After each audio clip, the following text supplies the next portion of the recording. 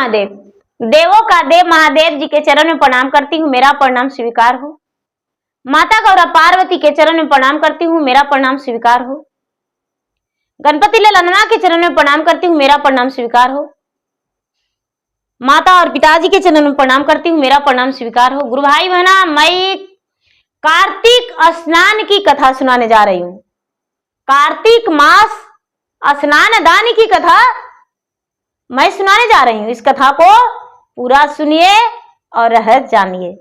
आधी नहीं आधी सुनने में भगवान का अपमान होती है और पूरा सुनने में भगवान दया बरसाते हैं, पुत्रों की रक्षा करते हैं, सुहाग की लंबी आयु होती है, घर में अंधन की वृद्धि होती है। इसलिए कथा को पूरा सुनिए और रहस्य जानिए। हर हर महादेव, घर घर महादेव। दीदी, बहुत समय पहले की बात है कि एक गांव में एक बूढ़ी माता थी और बूढ़ी माता का एक ही पुत्र था। बेचारी बूढ़ी माता जो थी, एक ही पुत्र रहने पर वो विधवा हो गई थी। पुत्र सिर्फ 1 वर्ष का था और वो अपना पुत्र पे पूरा उम्र बिता ली। उसका जीवन में रह गया कि अब मेरे जीवन में सिर्फ एक पुत्र है और भगवान के भक्ति भजन वो करना शुरू कर दी। अपने पुत्र के लंबा आयु के दीदी लिए भगवान से प्रार्थना करती रही। प्रतिदिन गंगा स्नान जाती थी और गंगा में स्नान करती थी। गंगा में स्नान करके गंगा माता के नाम से ज्योत जलाती थी। सूर्य भगवान को लोटा में जल लेकर अर्घ देती थी और गंगा के घाट पे पूजा करती थी। लेकिन कार्तिक मास आने पे शरद पूर्णिमा जो कहते हैं दीदी, शरद पूर्णिमा के सवेरा होते ही, जैसे इस बार शरद पूर्णिमा 28 अक्टूबर का है और 29 अक्टूबर का कार्तिक स्नान शुरू है, तो वैसा ही शरद पूर्णिमा के सवेरा होते ही पहला दिन कार्तिक का बूढ़ी स्नान करने चली जाती थी बूढ़ी माता और स्नान करके और माता गंगा का पूजा पाठ करती थी। प्रतिदिन फूलों से माता का सजाती थी घाट को और फूल से सजा के और ज्योत जलाती थी और अपने पुत्र के लंबा आयु के लिए माता गंगा से, माता गौरी से प्रार्थना करती थी, महादेव से, सूर्यदेव से प्रार्थना करती थी। धीरे धीरे समय बीत रहा था और बेचारी उनका बेटा जो था बड़ा हो गया। दीदी बूढ़ी तो तब हुई जब उसका बेटा बड़ा हो गया, घर में बहू आ गई। लेकिन पहले तो बेचारी एक बच्चे की मां थी और वो जवान थी। पूजा पाठ करना शुरू कर दी दीदी और सारा दिन वो करते रह गई। धीरे धीरे समय बीता और बेटा जो था दीदी बड़ा हो गया। भैया जो बेटा बड़ा हो गया तो बेटा को ब्याह करने के लिए बेचारी बूढ़ी माता सोची और ब्याह कर दी। घर में बहू आ गई और जब बहू आ गई तो जाती थी गंगा स्नान सारा दिन, तो बहू के आने पर भी जाती थी। सुबह उठ के और घर में जो भी काम रहता था करके और स्नान चली जाती थी, पूजा पाठ करके घर आ जाती थी। जब कार्तिक का महीना आया तो बेचारी पूजा पाठ करने लगी। थोड़ा सवेरे उठती थी, 3:30 में उठ जाती थी, अपने क्रिया कर्म से निवृत्त होकर और 4 बजे जाके गंगा स्नान कर लेती थी। देव स्नान 4 बजे जो होती है दीदी देव स्नान, वो देव स्नान करती थी। जाके 4 बजे से पहले स्नान नहीं की जाती है दीदी। 4 बजे, 4:30 में 5 बजे तक आप स्नान कर सकते हैं। तो देव स्नान बेचारी करती थी और गंगा माता के घाट के पूजा करती थी, जोत जलाती थी, सूर्य भगवान के लोटे में जल लेकर अर्घ देती थी और घर आती थी तो उसको जो बेटा था, बेटा प्रेम से एक प्लेट में या थाल में कुछ में भी लेकर दीदी फल फलहरियां माँ को देता था। माँ भोजन कर लो माँ। पूरे कार्तिक बेटा अपने माता को सेवा किया करता था और एक काम नहीं करने देता था। ये सब देखकर बहू को रहा नहीं जा रहा था। बहू को बड़ा जलस होने लगा। अरे ये सास है, कार्तिक महीना जब से आया है, जब से एक काम नहीं करती है, सारा काम मुझसे ही करवाती है और मेरा पति भी उसी तरह है, अपने माँ में ही उलझा रहता है, माँ को काम नहीं करने देता है और सारा काम अकेला करेंगे। कोई बात नहीं, अभी नई नवेली है तो सह रहे हैं, जरा बसने दो, होने दो पुरान, तब बताएंगे हम सबको। दीदी एक कार्तिक बीता, 2 कार्तिक बीता, 3 कार्तिक बीता, धीरे धीरे बहू का एक बच्चा हो गया। दीदी बहू बस गई, बहू बस गई। बेटा जो था अपने माँ के लिए फलहरियां ला के, सूखा फल ला के, दूध में सिझा के और लड्डू बना के धर देता था। एक लड्डू माँ को प्रतिदिन देता था और एक लड्डू भगवान के, गंगा मैया के भोग लगाने के लिए। एक दिन वो अपना मैके गई और मैके से आई कुछ दिन में, और आश्विन मास था, नवरात्र बीत चुका था, कार्तिक आने वाला था, तो अपना पति से कहती है कि ए जी, हम एगो बात कहने को लिए आपसे बड़ी दिन से सोच रहे हैं, लेकिन हमको कहा नहीं जा रहा है। बेचारा बूढ़ी माता के बेटा भी बड़ी सीधा साधे भोले भाले थे। कहते हैं कि क्या कहना चाहती हो प्राण प्रिय, बोलो क्या कहना चाहती हो। अरे तेरा बातों पे तो मैं मानने को लिए हर बात तैयार हूं, बताओ। बुढ़िया के बहू बोली, मेरा माँ कार्तिक स्नान करती है और मेरा भाभी सारा काम छोड़ देती है मेरा माँ पे, मेरा माँ ही करती है। यदि आप जो कहें तो इस बार हम अपना माँ को बुला ले यहाँ स्नान करने के लिए। मेरा गांव से नदी भी दूर पड़ता है, मेरा माँ जाती है तो जाते जाते थक जाती है, आने में बड़ा धूप निकल जाता है और आने के बाद मेरा भाभी जो है 10 बात सुना देती है। आप यदि कहिएगा तो हम अपने माँ को यहाँ लाएंगे। ये बात सुनकर बुढ़िया के बेटा बोले, हम ऐसे नहीं कहेंगे, अपना माँ से पूछेंगे, पता नहीं मेरा माँ क्या बोलेगी। बुढ़िया का बेटा जो था अपने माँ के पास गया दीदी, और माँ के पास बैठ के बोला, माँ एक बात बोले। क्या बेटा? अरे तुम्हारा जो बहू है ना माँ, अपने माँ को लाने को लिए बोल रही है कार्तिक स्नान करने के लिए, उसका घर द्वार नहीं है माँ। बेचारी बुढ़िया जो थी बोली, बेटा बड़े सौभाग्य की बात है कि दोनों समधन जाएंगे गंगा स्नान, और दोनों समदिन गंगा स्नान करके आएंगे बेटा, खुशी खुशी बातचीत करते जाएंगे और बातचीत करते आएंगे, बड़ी अच्छा लगेगा बेटा, बुला लो, जाओ ले आओ बेटा, जाओ, अब 2 दिन कार्तिक में बाकी है, जाओ। सवेरा होते ही दीदी बुढ़िया अपना बेटा को कह के और अपना समधिन को लाने को लिए भेज दिया। समधिन वहां से आ गई।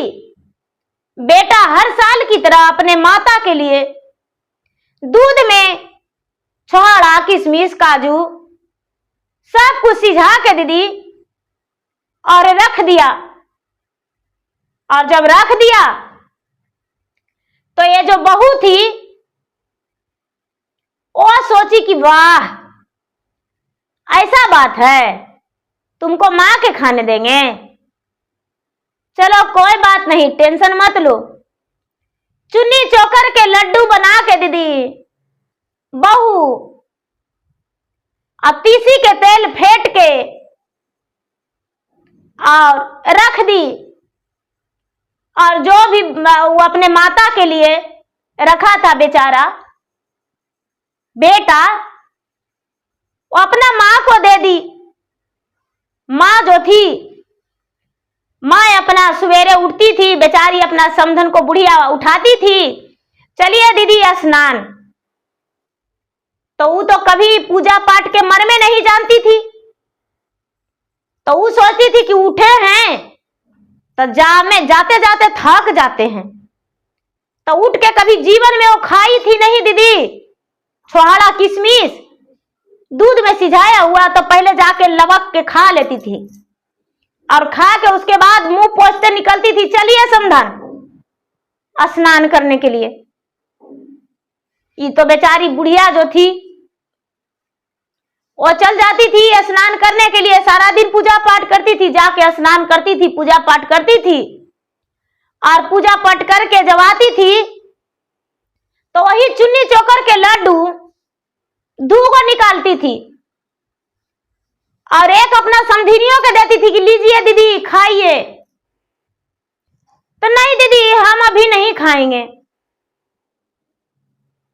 और लड्डू लेकर नली में डाल देती थी दीदी, अरे बेचारी भगवान के गोड़ लग के खा लेती थी।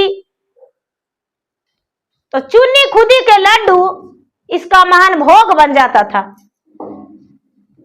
अब बेचारी बड़ी प्रेम से खाती थी, इसको लगवे नहीं करता था कि चुन्नी खुदी के भगवान के माया, भगवान के महिमा। ये धीरे धीरे पूरा कार्तिक बीत गया। जब पूरा कार्तिक बीता दीदी, तो अपना बेटा से बोला कि बेटा नदी जाएंगे, दीप दान करेंगे बेटा, दीप दान करेंगे तो 108 गो कपड़ा के बाती बना दो बेटा, और 108 गो दिया में लगा दो, और नदी के अरार पर दान करेंगे बेटा, कुछ अन्न दे दो,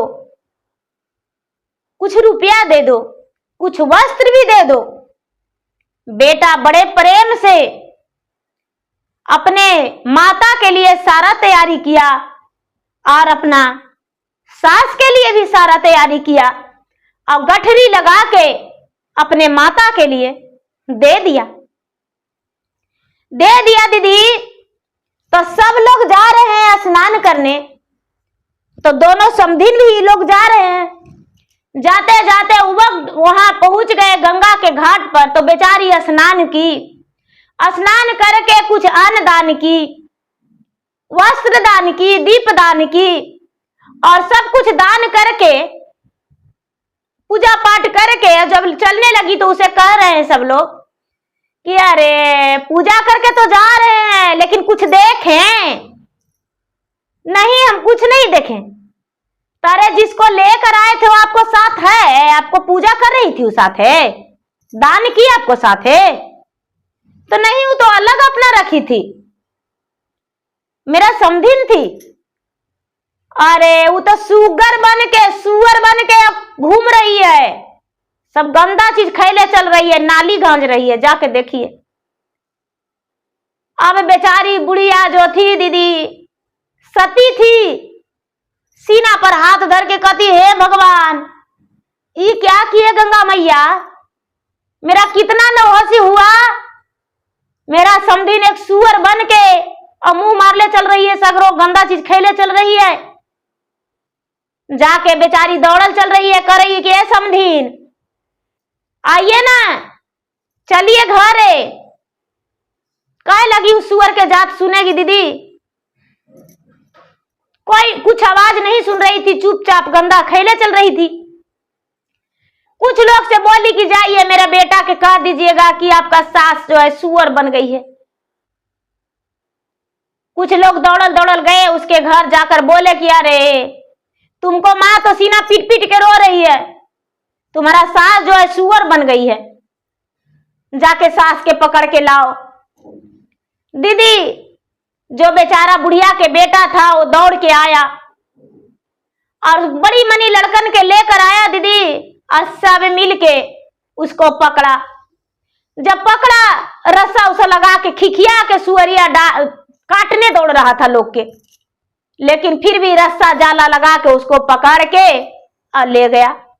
बड़े बड़े ब्राह्मण के लोग वहां ढूंढ रहे हैं कि भाई ये सुअर तो बन ही गई है, लेकिन मनुष्य कैसे बनेगा, मनुष्य कैसे बनेगा, इसको मनुष्य बना दो। अब कोई नहीं बता रहा है दीदी कि मनुष्य कैसे बनेगा।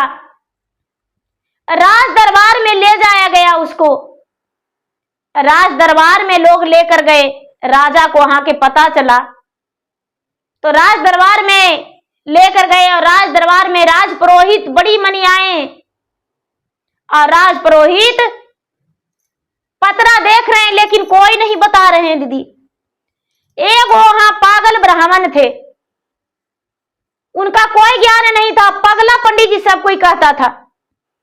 वो पगला पंडित जी घर पे नहीं थे, वो आए तो उनका पत्नी कहती है कि देखिए यहाँ एक स्त्री थी, वो सुगर बन गई है, और वो मनुष्य बनाने के लिए सब लोग उसको पोथी पत्रा देख रहे हैं। आप भी जाइए, 2-4 दिन बैठ के खाइएगा, तो राज दरबार में बैठ के घरे कैसे खाइएगा, जाइए।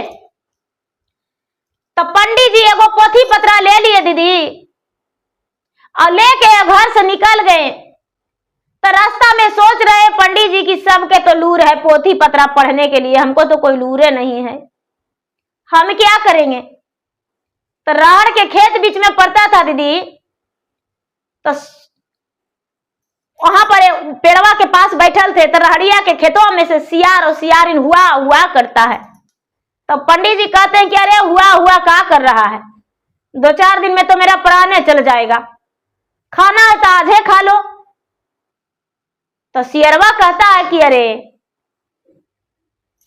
देखो पंडित जी आज है सिर बिछा रहा है कि खा लो, इसको कैसे खाएंगे, नहीं इसको नहीं खाएंगे।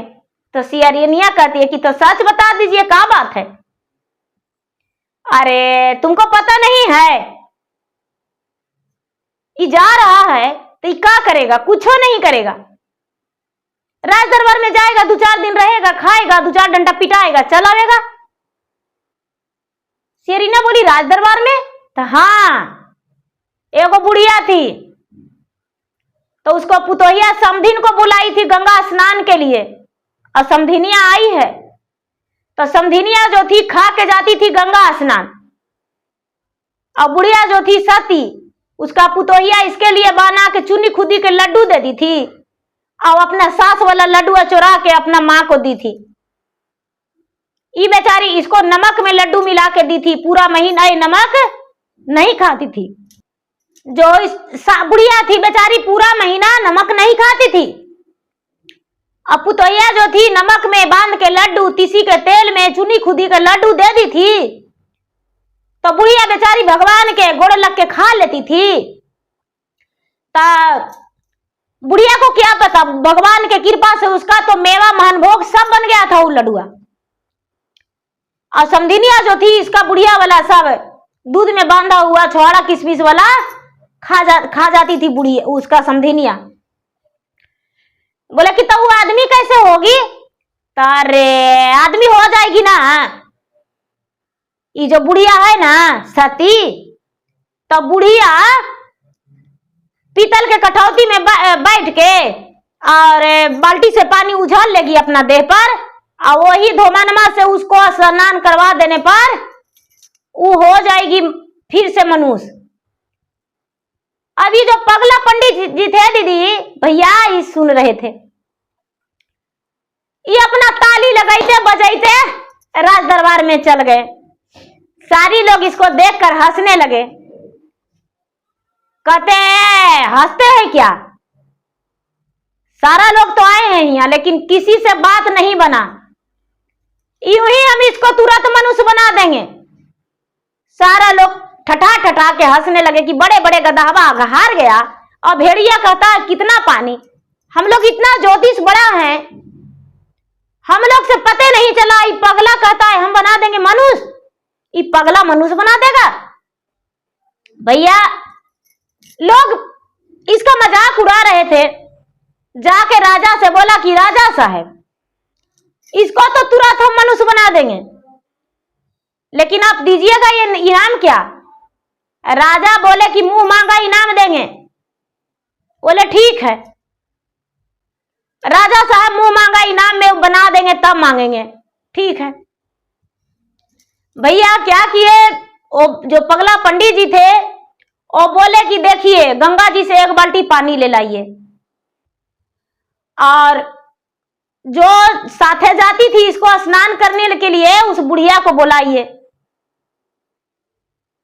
तो बेचारी बूढ़ी माँ जो थी, जो सब दिन जाती थी स्नान करने के लिए, उसको बुलाया गया। वो आई, बोले कि इसको पीतल के कठौती में बैठा दीजिए। तो पीतल के कठौती में उसको बैठा दिए। अब पंडित जी जो थे ओम नमः शिवाय झूठ मूठ के कर दिए दीदी, और उसको 1 बाल्टी पानी पंडित जी उझल दिए। बुढ़िया के धोया हुआ शरीर पानी कठौती में जमा हो गया। अब वही पंडित जी क्या किए कि कठौती वाला पानी से सुगरिया के स्नान करा दिए। सुगरिया के स्नान करा दिए दीदी, तो फिर से वो मनुष्य बन गई। सारा लोग चकित कि पगला इतना जानता था। सब हम लोग पागल कहते थे। राज दरबार में उसका मान सम्मान मिला। राजा साहब मुंह मोले मुंह मांगा उसको इनाम दिए। पगला हंसते गाते बजाते अपना घर गया और अपना पत्नी से बोला राज दरबार के राज पुरोहित हम बन गए, और राज दरबार में मुझे बहुत इनाम मिला, बहुत रुपया पैसा सोना चांदी सब कुछ मिला। पूरे राज का लोग पगला को दिए। दीदी अब बेचारी बुढ़िया जो थी अपना घर लेकर समधीन को आई और बहू से बोली कि लो अपने महतारी को। महतारी कहती है, बहू कहती है कि माँ जी हमसे बहुत बड़ा गलती हो गया था। हमको माँ तो पूजा पाठ के कभी मन में नहीं जानती थी, लेकिन हम छल करके अपने माँ को बुलाए थे। हमको नहीं पता था कि इतना बड़ा सजा मुझे मिलेगा, और आपके लिए बनता था वो माँ के हम खिला दिया करते थे। और जो चुनी खुदी चोकर चालते थे वो जमा करके हम रखे हुए थे 2 महीना से, और आपके लिए लड्डू बना के तीसी के तेल में नमक फेंट के आपको हम दे दिए थे। मुझसे गलती हो गया माँ, माफ कर दीजिए। सास बोली बेटी भगवान से माफी मांगो, मुझसे नहीं, अपने माँ को सुखी जीवन घर पहुंचा दो। बहू जो थी अपने माँ को घर पहुंचा दी अपना मायका, और सास के साथ खुशी से रहने लगी, सुखी जीवन बिताने लगी। बुढ़िया जो थी धीरे धीरे समय बीतने पर समय पूरा हुआ तो स्वर्ग की प्राप्ति हुआ।